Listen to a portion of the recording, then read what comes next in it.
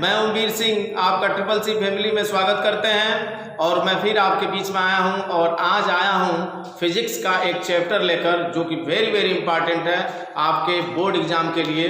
वह आपका जो यूनिट लेकर मैं आया हूं उसका नाम है विद्युत का प्रभाव, जिसमें हमको पढ़ना है विद्युत का जो प्रभाव है उसमें हमको पहला जो पॉइंट मिला है विद्युत, इसके बारे में हमको पढ़ना है। ठीक है, अब विद्युत में आप ध्यान दीजिएगा, विद्युत ऊर्जा यानी ऊर्जा। आप जानते हैं कि अगर पूछा जाए कि सबसे बड़ा स्रोत क्या है पृथ्वी पर ऊर्जा का या पूरे ब्रह्मांड में अगर देखा जाए तो ऊर्जा का सबसे बड़ा स्रोत क्या है तो आप बताएंगे सूर्य है।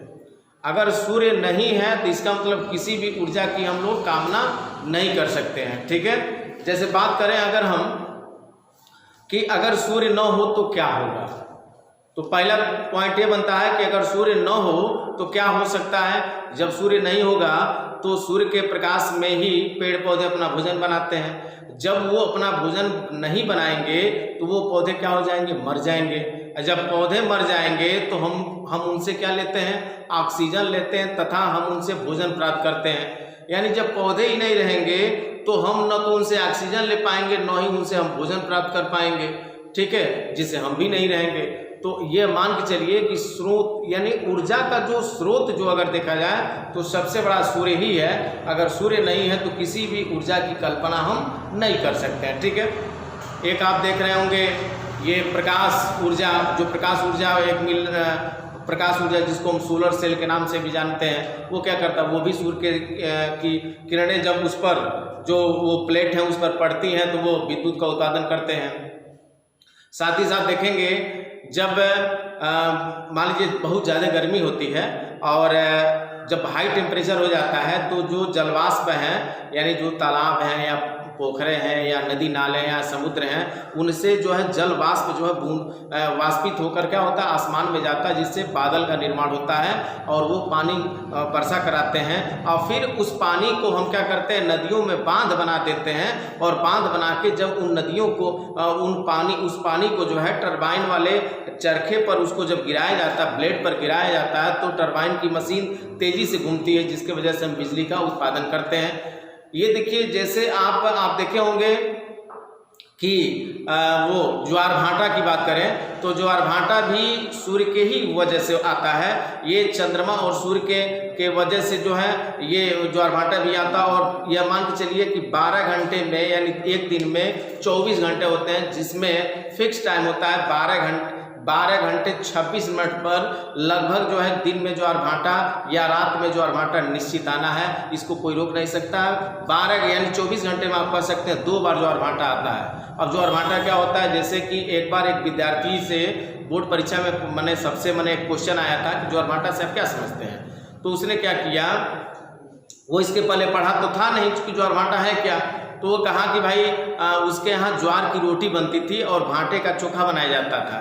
तो उसने कहा कि ज्वार भाटा जो है एक प्रकार, जैसे ज्वार भाटा हम उसे कहते हैं कि जैसे ज्वार की हम रोटी बनाते हैं और भाटा का चोखा बनाते हैं, जिसको हम मिलाकर क्या कहते हैं, ज्वार भाटा कहते हैं और खाने में बड़ा आनंद आता है। उसने वो चूंकि लड़का ज्वार भाटा नहीं पढ़ा था तो इसलिए वो जो जानता था अपने भाषा में लिख दिया। तो ऐसा काम आप कतई मत करिएगा।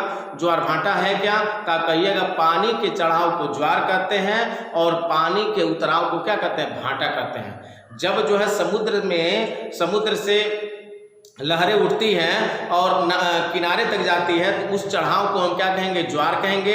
और जब वो लहरें उतरती हैं तो उसको हम क्या कहते हैं, भाटा कहते हैं। तो अगर आपसे कोई पूछे कि सबसे बड़ा स्रोत इस ब्रह्मांड में सबसे बड़ा कोई स्रोत क्या है तो आप बताएंगे सूर्य है। सूर्य नहीं है तो किसी भी ऊर्जा के स्रोत की हम कल्पना नहीं कर सकते हैं, बस इतना आप जान लीजिए। ठीक है, अब जैसे मान लीजिए विद्युत ऊर्जा की अगर हम बात करते हैं, विद्युत ऊर्जा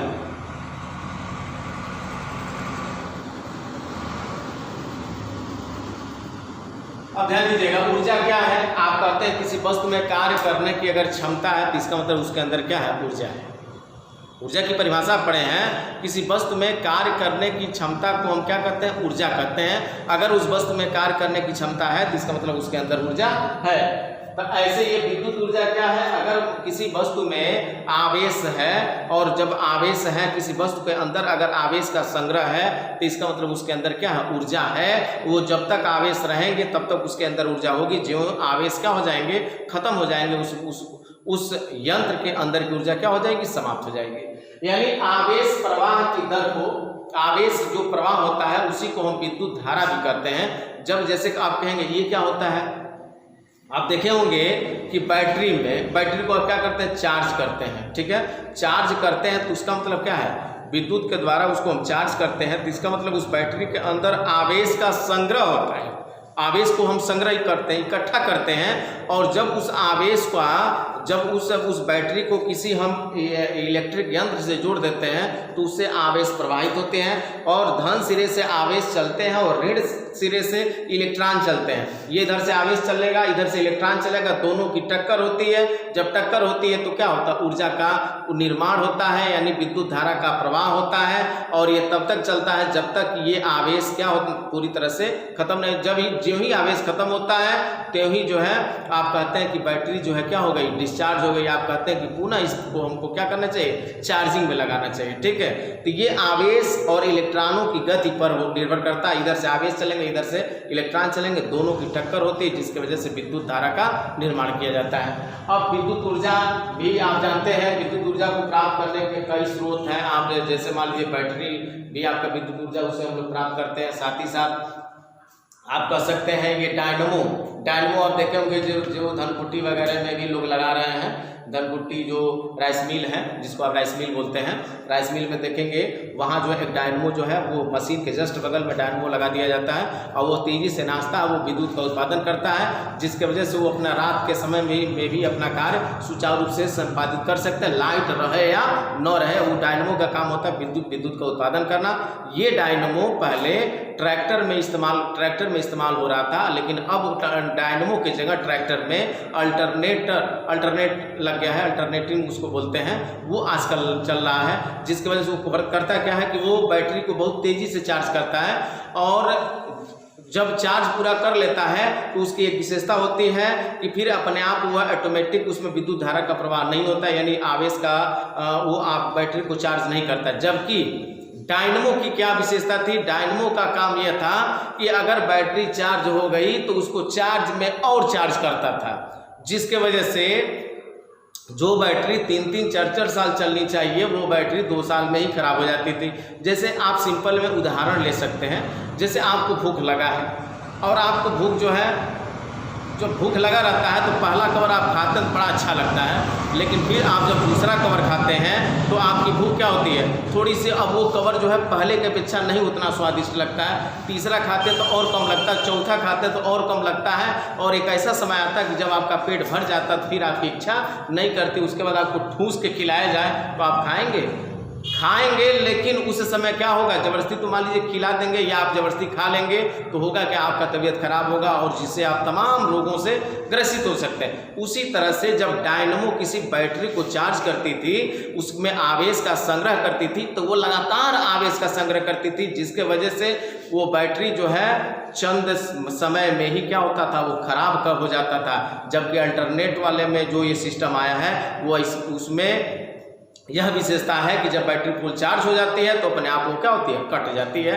ऑटोमेटिक जिसको आप बोलते हैं, ठीक है। जबकि डायनमो में वही खाने वाली बात हुई, लगातार ठूस के खिलाना, और जिसकी वजह से आप अपनी ले लीजिए, जब आपका तबीयत खराब हो सकता है तो वो तो एक इंस्ट्रूमेंट है, बैटरी है, निश्चित है उसका भी तबीयत क्या हो जाएगा, खराब होना ही है, ठीक है। तो विद्युत ऊर्जा जो है, विद्युत ऊर्जा को हम प्राप्त करने के कई तरीके हैं। जैसे आप मान लीजिए विद्युत सेल है, विद्युत सेल के अंदर रासायनिक ऊर्जा होती है, उस रासायनिक ऊर्जा को हम किस में बदल देते हैं, विद्युत ऊर्जा में बदल सकते हैं। उसके बाद आपका बैटरी है, बैटरी में भी रासायनिक ऊर्जा ही होती है, वो विद्युत ऊर्जा में कन्वर्ट हो जाती है।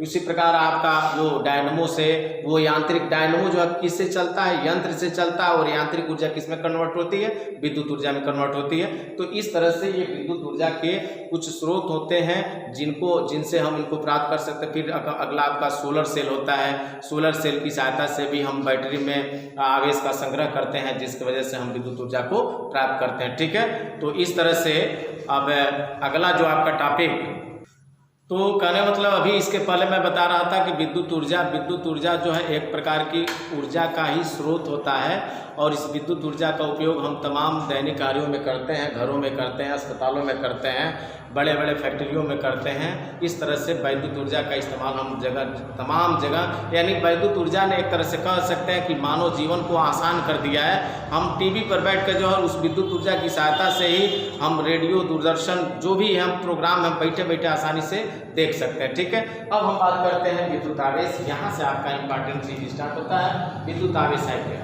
आप कहेंगे कि ये है क्या? आप कह सकते हैं कि मूल कणों के उस गुण को जिसके कारण विद्युत बल उत्पन्न होता है उसे हम क्या कहते हैं? आवेश कहते हैं। कि मूल कण अब क्या क्या होते हैं? आप कहेंगे मूल कण क्या है, तो आप बता दें मूल कण आपके इलेक्ट्रॉन होते हैं, प्रोटॉन होते हैं, न्यूट्रॉन होते हैं। जिसमें इलेक्ट्रॉन जो होता है, इलेक्ट्रॉन ऋणावेशित होता है, प्रोटॉन धनावेशित होता है और न्यूट्रॉन क्या होता है? उदासीन होता है। ठीक है, तो परिभाषा निकल कर आता है कि मूल कणों के उस गुण को जिसके कारण विद्युत बल उत्पन्न होता है उसे हम क्या कहते हैं? वैद्युत आवेश कहते हैं। ठीक है, तो लिखेंगे मूल कणों के उस गुण को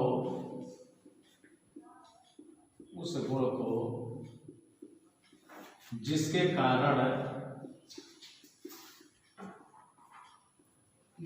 कारण विद्युत बल उत्पन्न होता है,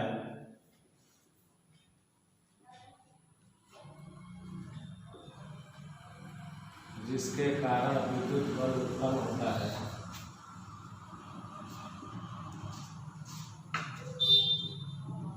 उसे विद्युत आवेश कहते हैं। उसे विद्युत आवेश कहते हैं। उसे विद्युत आवेश कहते हैं।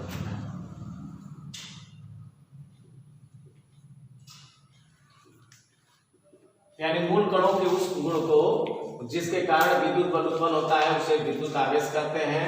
इसे Q से प्रदर्शित करते हैं।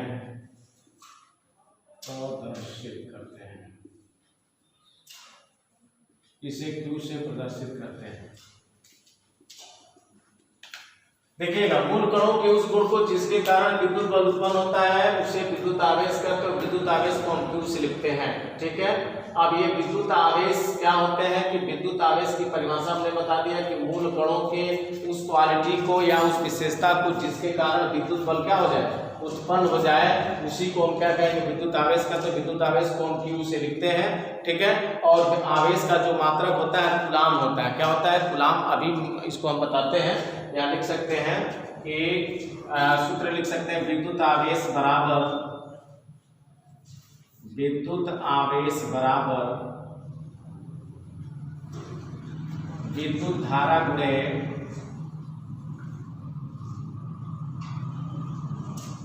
धारा गुणे समय। यानी कह सकते हैं कि अगर किसी चालक में I एम्पियर की धारा स्मॉल t सेकंड तक प्रवाहित अगर हो रहा है तो धारा और समय का जो गुणनफल होता है वो किसके बराबर होता है? आवेश के। और आवेश को हम किससे लिख सकते हैं? Q से। विद्युत धारा को I से लिखते हैं, समय को किससे लिखते हैं? T से। मतलब अगर समझिएगा कि अगर हम कोई चालक तार ले लें, ठीक है, ये चालक तार ले लिया जाए और इस चालक तार में I एम्पियर की धारा कितने समय तक? t सेकंड तक प्रवाहित हो। यानी किसी चालक तार में I एम्पियर की धारा स्मॉल t सेकंड तक प्रवाहित हो तो धारा और समय का जो गुणनफल होता है वो किसके बराबर होता है? आवेश के बराबर होता है, विद्युत आवेश के बराबर होता है। तो इस तरह से सूत्र निकल कर आता है विद्युत आवेश बराबर विद्युत धारा गुणे समय। विद्युत धारा को हम I से लिखते हैं, समय को T से लिखते हैं। अब विद्युत आवेश का मात्रक निकालिए, तो लिखेंगे विद्युत आवेश का मात्रक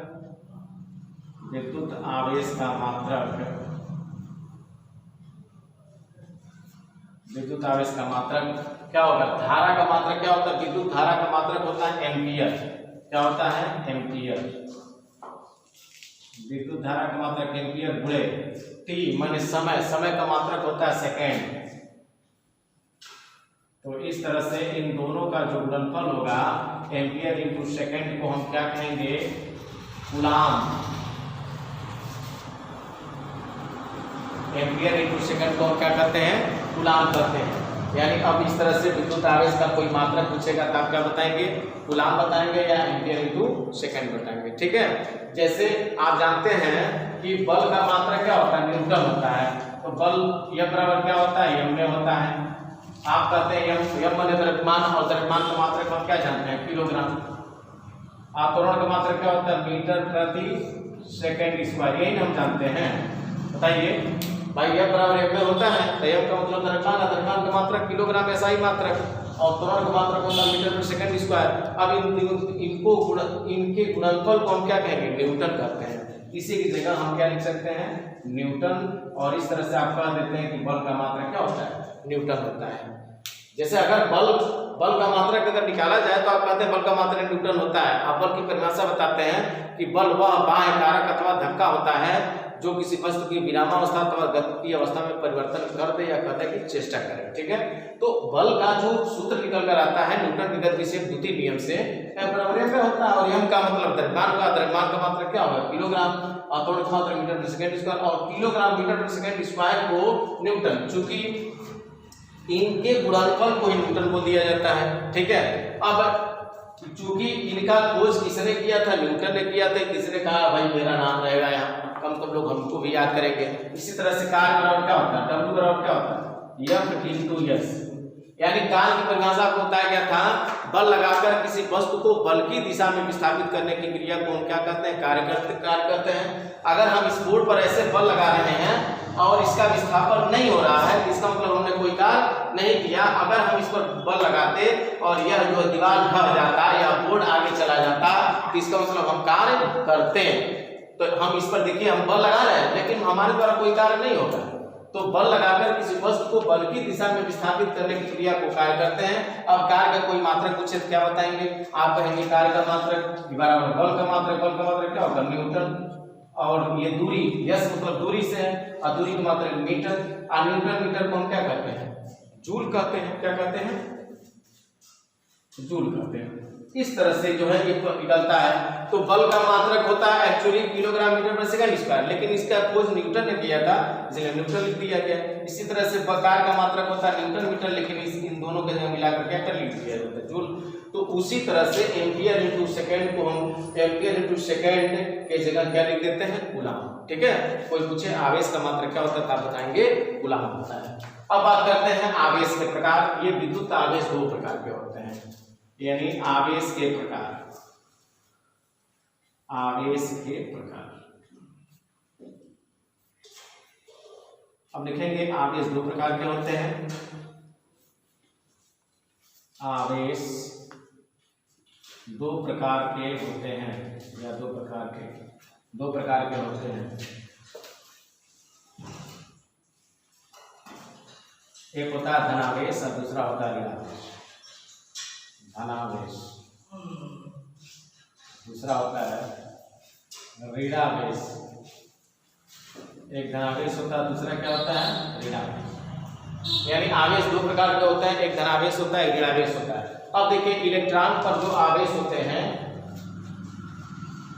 नंबर 1 लिख दे रहे हैं, इलेक्ट्रॉन पर आवेश। अगर इलेक्ट्रॉन की बात होगी तो इलेक्ट्रॉन पर आवेश, इलेक्ट्रॉन पर जो आवेश का मान होता है 1.6 × 10⁻⁻19 कूलाम। कूलाम का ऋणावेश होता है। याद रखेंगे, अगर आपसे पूछा जाए कि इलेक्ट्रॉन पर आवेश कितना होता है तो आप बताएंगे 1.6 × 10⁻⁻19 कूलाम का ऋणावेश। एक्चुअली होता क्या है, इलेक्ट्रॉन के आवेश को E से लिखते हैं और अगर हम माइनस लगा देते हैं 1.6 × 10⁻⁻19 कूलाम। ठीक है, लेकिन कहीं भी याद रखिएगा, इलेक्ट्रॉन का जो भी आवेश होगा तो आगे ऋणावेश लिखा गया, इसका मतलब आगे ऋण रहता है। ठीक है। लेकिन कहीं भी आप सवाल जब लगाते हैं तो कहीं ऋण का इस्तेमाल नहीं किया जाता, हमेशा ई का मान क्या रखते हैं 1.6 × 10⁻⁻⁰ गुलाम ही रखिएगा। जब आप सवालों को हल करिएगा तो उसमें माइनस मत रखिएगा। लेकिन अगर आपसे पूछा जाए, कभी पूछा जाए, प्रश्न कर दिया जाए, अच्छा इलेक्ट्रॉन पर आवेश कितना होता है, तो आप कहेंगे 1.6 × 10⁻⁻⁰ गुलाम का क्या ऋणावेश बताइएगा, क्योंकि इसके पहले ऋण होता है। लेकिन जब भी हम लिखते हैं तो यहाँ ऋण नहीं लगाया जाता है, हम आपको बता रहे हैं कि आगे यहाँ ऋण जरूर होता है, ठीक है। लेकिन जब आप सवालों को हल करिएगा तो ऋण कतई मत लगाइएगा, लेकिन आपसे पूछा जाएगा तो आप यही लिखेंगे, ठीक ना। अगला आता है प्रोटॉन पर आवेश क्या होता है। प्रोटॉन पर आवेश, प्रोटॉन पर आवेश, प्रोटॉन पर आवेश को भी ई से ही लिखते हैं। प्रोटॉन पर आवेश यानी इसको भी ई से लिखेंगे और इसका मान कितना होता है 1.6 × 10⁻⁻⁰ गुलाम का क्या, गुलाम का धनावेश, ये धनावेश होता है, धनावेश होता है, धनावेश होता है।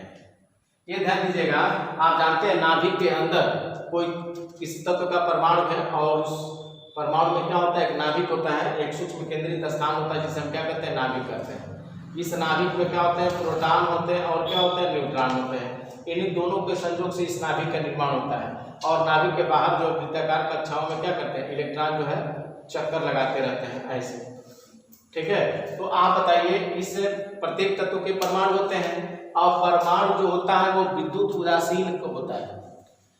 जैसे परमाणु की बात करेंगे, परमाणु विद्युत उदासीन होता है। क्यों विद्युत उदासीन होता है कि क्योंकि प्रत्येक तत्व के परमाणु होते हैं और परमाणु में जितने धनावेश होते हैं उतने ही क्या होते हैं ऋणावेश होते हैं। अब धनावेश मतलब प्रोटॉन, जितने प्रोटॉन होंगे उतने इलेक्ट्रॉन होंगे। तो ये बताइए प्रोटॉन की प्रकृति धनावेशित होती है और इलेक्ट्रॉन की प्रकृति ऋणावेशी होती है। इन दोनों को मिला देंगे तब ना परमाणु की संरचना हो रही है।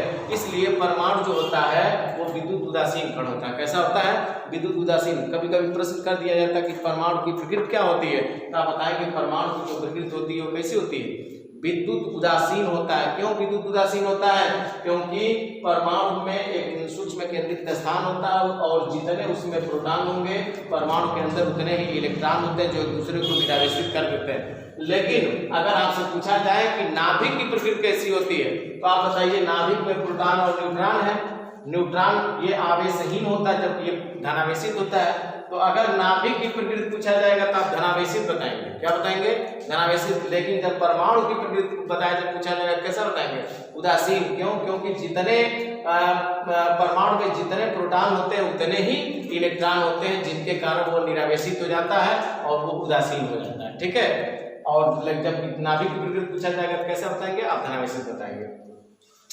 तो कहने मतलब यह है कि विद्युत आवेश के बारे में परिभाषा में लिखवाया कि मूल कणों के उस गुण को जिसके कारण विद्युत बल उत्पन्न होता है उसे विद्युत आवेश कहते हैं। इसे हम Q से प्रदर्शित करते हैं। और विद्युत आवेश का सूत्र होता है विद्युत आवेश बराबर विद्युत धारा गुणे समय। यानी अगर I एम्पियर की धारा किसी चालक में स्मान t सेकंड तक प्रवाहित किया जाए तो उस स्थिति में जो उत्पन्न विद्युत आवेश होगा वो विद्युत धारा और समय के गुणनफल के बराबर होगा। विद्युत धारा को I से लिखते हैं, समय को t से लिखते हैं। इसका मात्रक निकालेंगे तो विद्युत धारा का मात्रक एम्पियर होता है और समय का मात्रक क्या होता है सेकंड। और एम्पियर इनटू सेकंड को हम क्या करते हैं कूलाम करते हैं। याद रखेंगे आवेश के प्रकार विद्युत आवेश दो प्रकार के होते हैं, एक धनावेश होता है दूसरा ऋणावेश होते हैं। इलेक्ट्रॉन पर जो आवेश होता है 1.6 × 10⁻⁻⁰ कूलाम का ऋणावेश होता है, या इसको हम E बराबर किससे लिखते हैं -1.6 × 10⁻⁻⁰ कूलाम। इसी तरह से प्रोटॉन पर जो आवेश होता है वो E बराबर 1 या इलेक्ट्रॉन पर आगे माइनस रहता है जबकि प्रोटॉन के आगे क्या होता है प्लस होता है। कूलाम का क्या होता है धनावेश होता है, ठीक है। तो इस तरह से आपका ये कंप्लीट होता है। देखिए इसी प्रकार जैसे आवेश के बारे में हम लोग पढ़ रहे थे कि मूल कणों के उस गुण को जिसके कारण विद्युत बल उत्पन्न होता है उसे हम विद्युत आवेश कहते हैं। आवेश को हम Q से लिखते हैं और आवेश Q बराबर क्या होता है IT होता है और I बराबर I जो होता है विद्युत धारा होता है और विद्युत धारा का मात्रक एम्पियर होता है और T जो होता है समय और समय का मात्रक सेकंड होता है और एम्पियर इनटू सेकंड को हम कूलाम करते हैं। अच्छा एक चीज़ और देखिएगा आवेश और देखेंगे आप कैसे देख सकते हैं, आप दैनिक जीवन में कैसे इसका इस्तेमाल कर सकते हैं। तो आप क्या करिए कि जैसे रेशम कांच की छड़ ले लीजिए, कांच की छड़ को यानी शीशे की कोई छड़ ले लीजिए और उसको रेशम से क्या करिए उसको खूब रगड़िए। तो जब रगड़ते हैं और उसके बाद उस कांच की छड़ को क्या करते हैं कि कागज़ के छोटे छोटे टुकड़े, खूब छोटे छोटे टुकड़े कर लीजिए और रेशम से, पहले मान लीजिए ये कांच की छड़ है, इसको हम रेशम से खूब रगड़ लेते हैं। रगड़ने के बाद इसको हम क्या करते हैं कि कागज़ के टुकड़ों के पास जब ले जाते हैं तो वो कागज़ के टुकड़ों को अपनी तरफ क्या करता है, आकर्षित करने लगता है। मतलब ये होता है कि जब हम कांच की छड़ को रेशम से रगड़ते हैं तो इसमें के कुछ इलेक्ट्रॉन रेशम में चले जाते हैं, जिसके वजह से जब इलेक्ट्रॉन जा रहे हैं रेशम में तो रेशम ऋणावेशित हो गया, जबकि कांच की छड़ जो है चूँकि इलेक्ट्रॉन वो त्याग रहा है, इसलिए कांच की छड़ क्या होता है, धनावेशित हो जाता है। तो ये भी एक आवेश को पहचान करने का तरीका होता है। दूसरी बात आप देखे होंगे, अगर कलम आप इस्तेमाल करते होंगे और कलम को क्या करिए, बाल में खूब रगड़ लीजिए। कलम को क्या करिए, बाल में खूब उसको लपेटिए और लपेटने के बाद क्या करते हैं कि इसको कागज़ के छोटे छोटे टुकड़ों के पास जब इसको कलम को जब लेकर जाते हैं तो वह कागज़ के टुकड़ों को क्या करता है, अपनी तरफ क्या करता है, आकर्षित कर लेता है, खींच लेता है। तो इसका मतलब ये कहा जाता है कि उसके अंदर विद्युत आवेश के गुण आ जाते हैं। ठीक है, तो इस तरह से विद्युत आवेश को पहचान करने का ये भी एक तरीका है कि विद्युत आवेश है क्या, इसके बारे में आप आसानी से इस प्रैक्टिकल के द्वारा भी कर सकते हैं। ठीक है, अब बात करते हैं कि अगर किसी चालक के अंदर इलेक्ट्रॉनों की संख्या क्या हो, या हो। अब बात करते हैं हम, यदि किसी चालक में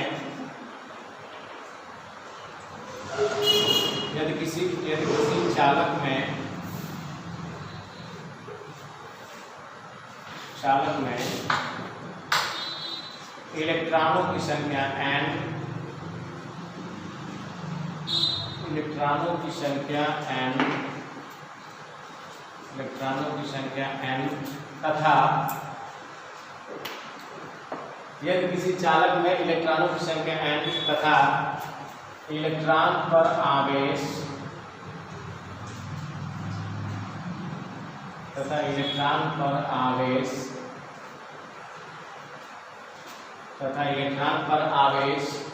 स्मॉल e हो तो चालक में आवेश Q बराबर NI, Q बराबर क्या होता है, NI। यानी यदि किसी चालक में इलेक्ट्रॉनों की संख्या स्मॉल n तथा इलेक्ट्रॉन पर आवेश स्मॉल e हो तो चालक में आवेश की मात्रा कैसे निकालोगे, Q बराबर NI के। इसको आप बना सकते हैं समीकरण नंबर 1। और चूंकि आप इसके पहले आप पढ़े हैं, चूंकि लिख सकते हैं, हम जानते हैं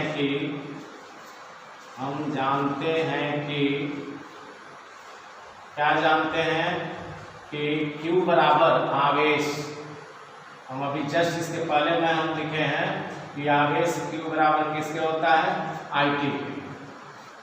अब इसको हम लिख सकते हैं समीकरण नंबर 2। क्योंकि हमने लिखवाया था कि यदि किसी चालक में I एम्पीयर की धारा स्मॉल t सेकंड तक प्रवाहित हो, उस चालक में प्रवाहित आवेश Q बराबर क्या होता है, IT, और Q बराबर क्या होता है, NA। तो ये भी आवेश है, ये भी आवेश है, ध्यान दीजिएगा, ये भी आवेश है, ये भी आवेश है। तो दोनों समीकरणों के बाएं पक्ष सेम है तो दाएं पक्ष भी क्या है, सेम है। तो लिखेंगे समीकरण 1 व 2 से देख सकते हैं कि ये इनके बराबर है तो ये इनके बराबर होगा, तो IT बराबर किसके, NI के। अब यहाँ से अगर इनमें कोई 3 मान दिया गया हो तो हम चौथे मान को निकाल सकते हैं। अगर हमें I निकालना तो क्या लिख सकते हैं, तो हम लिख सकते हैं NI/T होगा। अगर हमको T निकालना हो तो क्या सूत्र लिख सकते हैं, I से इसमें भाग कर देंगे, NI/I होगा। ठीक है, अगर हमको N का मान निकालना तो क्या कर सकते हैं, E से इसमें भाग कर सकते हैं, IT/E हो जाएगा बराबर किसके, N के। अगर हमको E का मान निकालना हो तो क्या कर सकते हैं, N से इसमें भाग कर दीजिएगा, IT/N बराबर किसके, E के। एक सूत्र से देखिए तमाम सूत्र आपने ये प्रोडक्ट कर दिया। ठीक है, तो कहने मतलब यह है, ये याद रखेंगे, ये किसी चालक में इलेक्ट्रॉनों की संख्या, अगर कोई चालक है और उसमें इलेक्ट्रॉनों की संख्या n है तथा इलेक्ट्रॉन पर आवेश क्या हो, स्मॉल e हो, तो चालक में जो आवेश होता है वो Q किसके बराबर होता है, NI के। तो और हम जानते हैं कि आवेश Q बराबर और किसके होता है, IT। इसके पहले हम जस्ट पढ़े हैं, तो बाएं पक्ष सेम है तो दाएं पक्ष भी क्या होगा, सेम होगा। I के बराबर है नहीं। अब यहाँ से I का मान निकालेंगे तो T गुणनफल के रूप में इधर आएगा बटे हो जाएगा। और अगर हमको T का मान निकालना हो तो I को क्या किधर भेजना पड़ेगा, T बराबर N बटे I। और अगर हमको N का मान चाहिए तो E को क्या किधर भेजना पड़ेगा, और अगर हमको E का मान चाहिए तो N को क्या किधर भेजना पड़ेगा। यानी इनमें से 4 मान ये दिए गए हैं, 4 में से अगर कोई 3 मान ज्ञात हो तो हम आसानी से क्या कर सकते हैं, इनको हम हल कर सकते हैं। ठीक है, अब आपके सामने स्क्रीन पर 2 सवाल मैं लिखा हूं और इसको अच्छे से समझ लीजिएगा। इसी के आधार पर सवालों को आपको हल करना। देखिए 1 कूलम आवेश में इलेक्ट्रॉनों की संख्या ज्ञात कीजिए।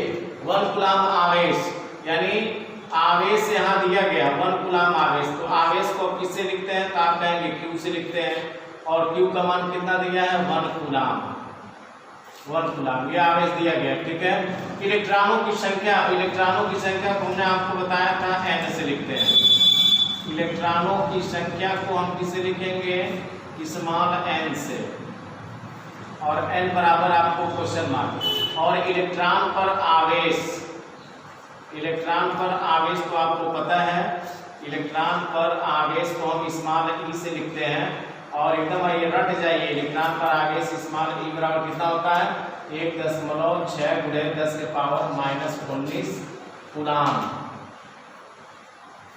ध्यान दीजिएगा, यहाँ हम क्या लिखे हैं, 1 कूलम आवेश की बात किया है। जब भी 1 कूलम आवेश की बात होगा तो आवेश को हम किसे लिखेंगे, Q से। Q बराबर 1 कूलम हो गया।